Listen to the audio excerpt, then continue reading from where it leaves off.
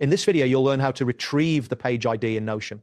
This process is straightforward and can be accomplished in a few simple steps, allowing you to identify any page's unique identifier within the Notion platform. Begin by navigating to the Notion website by entering notion.so into your web browser's address bar. Once the Notion homepage loads, you will see options to either log in or create a new account if you do not already have one. If you are prompted to sign in, enter your credentials to access your workspace. After logging in, you will be directed to your Notion dashboard. From here, choose a page for which you want to obtain the ID. You can locate your pages in the sidebar on the left, click on the desired page to open it, and ensure that the page is fully loaded before moving to the next step. Now, look at the URL in your browser's address bar. The page ID is embedded within this URL. It typically follows the format of a long string of numbers and letters. Make sure to highlight the entire URL and copy it to your clipboard, as you will need it later. Next, locate the Share button at the top right corner of the page. Clicking this will open a sharing options menu. Within this menu, look for the option labeled Copy Link. Click on it to copy the page link directly to your clipboard. This link contains the page ID, which is essential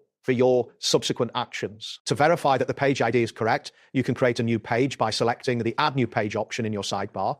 This will open a blank page where you can paste the link you previously copied. Click on the blank space in the new page and paste the link using your keyboard shortcut for paste, which is typically Control+V on Windows or Command+V. Once the link is pasted, you will see the URL appear in the new page. Click on the pasted link to highlight it and make sure to only select the portion that represents the page ID. This is the unique identifier you need. Finally, return to the new page and paste the page ID where needed. You should now see the unique identifier displayed. This confirms that you have successfully retrieved the page ID. That wraps up today's guide. Thanks for watching and catch you in the next tutorial.